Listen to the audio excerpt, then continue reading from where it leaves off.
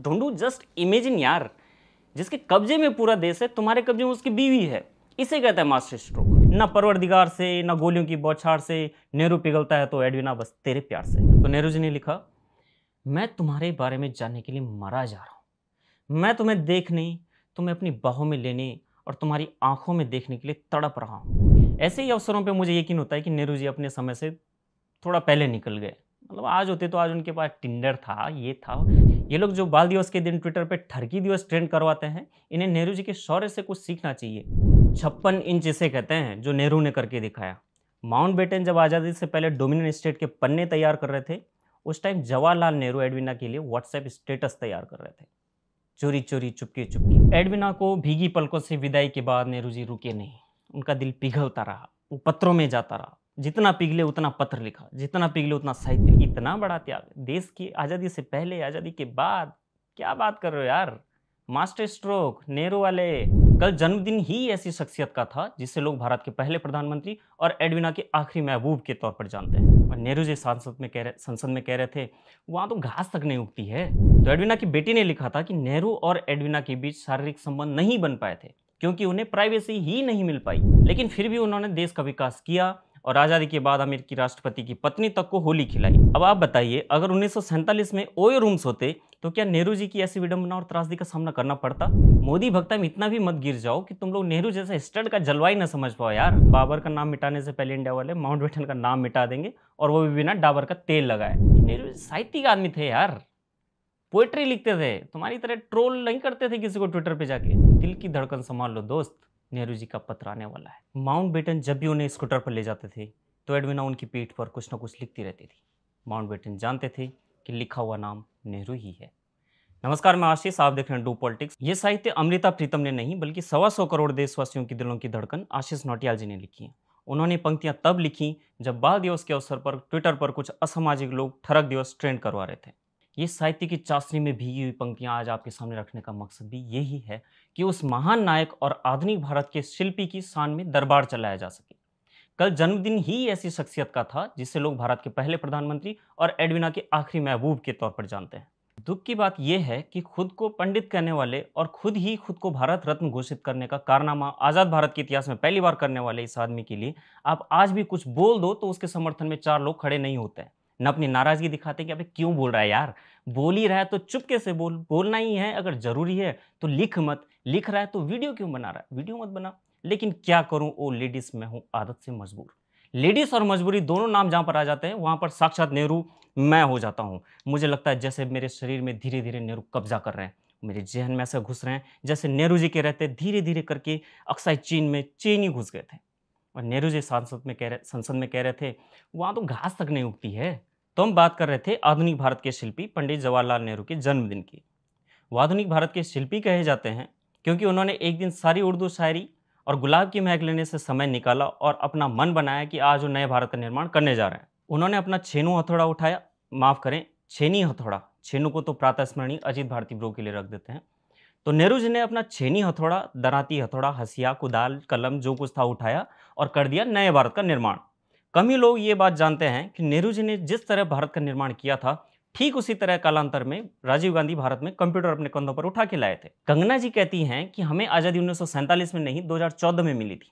अब कंगना जी हैं तो इसीलिए मैं मानकर चलता हूं कि कंगना जी ने कहा तो ठीक ही कहा होगा। कंगना जी मेरी मोदी हैं। वैसे भी कंगना जी इतनी क्यूट हैं कि उनके लिए मैं मिर्जा गालिब तो हो सकता हूं, लेकिन करण जौहर नहीं। तो बात आज़ादी की थी। वास्तव में अब जो रहस्य मैं आपको बताने जा रहा हूँ, गोदी मीडिया आपको कभी नहीं बताएगा। कंगना रनौत ने आज़ादी के बारे में जो कुछ भी कहा है वो एकदम सही है, 100% सत्य है।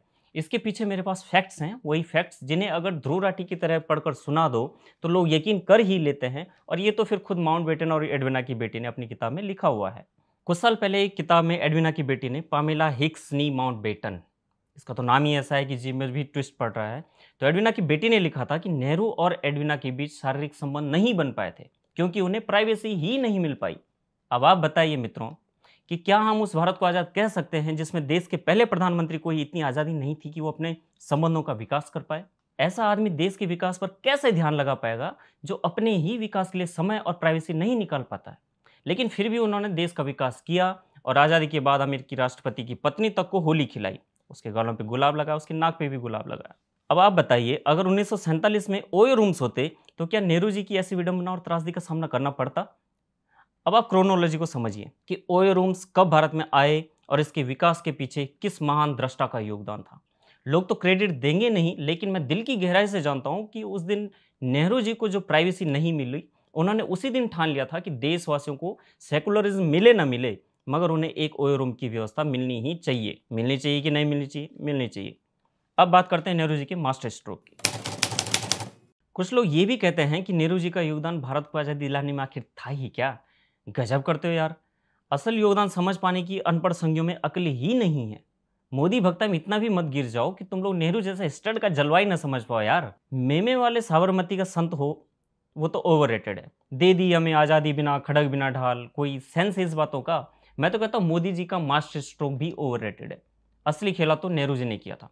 क्या किया था मैं आपको बताता हूँ। आप सोचिए कि सारा ब्रिटिश क्राउन इंडिया के पीछे, ब्रिटेन का वायसराय इंडिया के पीछे, और गुलाम इंडिया का एक चैड ऐसे हालातों में वायसराय की बीवी के पीछे। मतलब ढूंढू, जस्ट इमेजिन यार, जिसके कब्जे में पूरा देश है, तुम्हारे कब्जे में उसकी बीवी है। इसे कहता है master stroke. Too much fun. न तलवार उठानी पड़ी, न ढपली बजानी पड़ी, न चरखा चलाना पड़ा, सूत काटने के नाम पे अंग्रेजों का चिया भी नहीं काटना पड़ा, न परवरदिगार से, न गोलियों की बौछार से। नेहरू पिघलता है तो एडविना बस तेरे प्यार से। मतलब आप मामले की नाजाकत को समझो ब्रदर।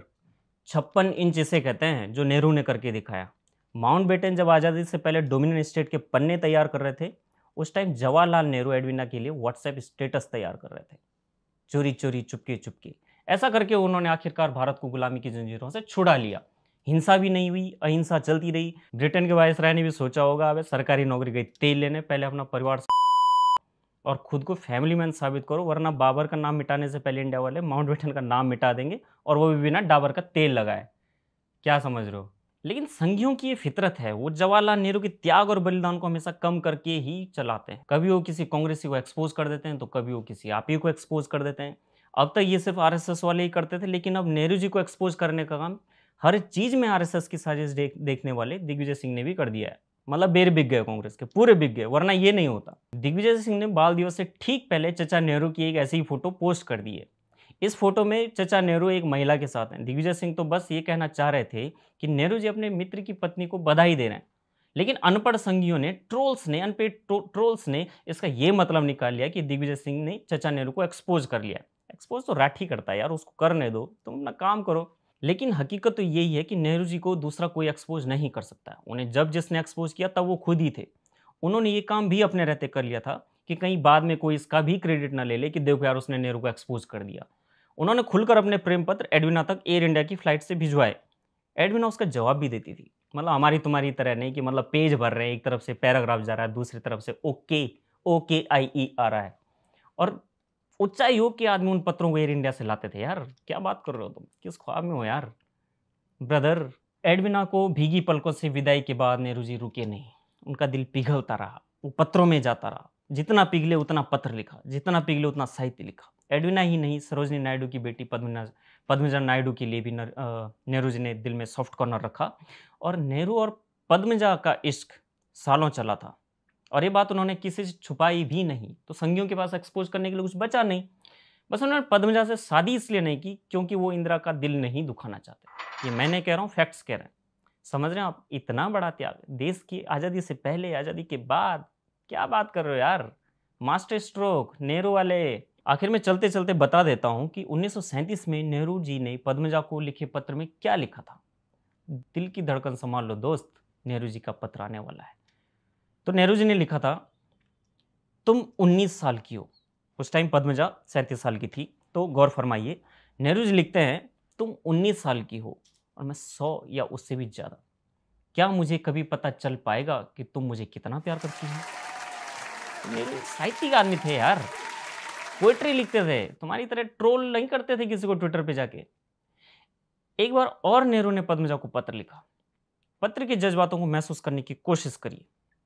तो नेहरू जी ने लिखा, मैं तुम्हारे बारे में जानने के लिए मरा जा रहा हूं। मैं तुम्हें देखने, तुम्हें अपनी बाहों में लेने और तुम्हारी आंखों में देखने के लिए तड़प रहा हूं। सही कह रहा हूं भाई।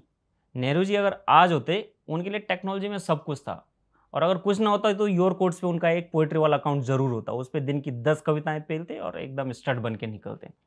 ऐसे ही अवसरों पे मुझे यकीन होता है कि नेहरू जी अपने समय से थोड़ा पहले निकल गए। मतलब आज होते तो आज उनके पास टिंडर था, ये था, क्या-क्या ऐप आ गई हैं, मुझे उनका पूरा का नाम भी मालूम नहीं है। नेहरू जी ने अपनी अमेरिकी राष्ट्रपति की पत्नी के साथ भी होली खेली थी। जैकलिन कैनेडी के साथ होली खेलने की बात कम ही लोग जानते होंगे।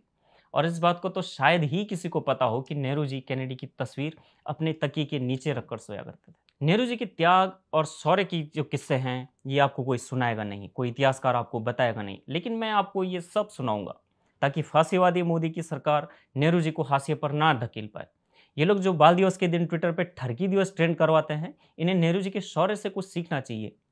अबे जाके कोई कैनेडी वेनेडी से इसको लड़ाओ यार, ये ट्रेंड व्रेंड करवाने में नेहरू नहीं बन पाओगे तुम लोग, पहले ही कह रहा हूँ।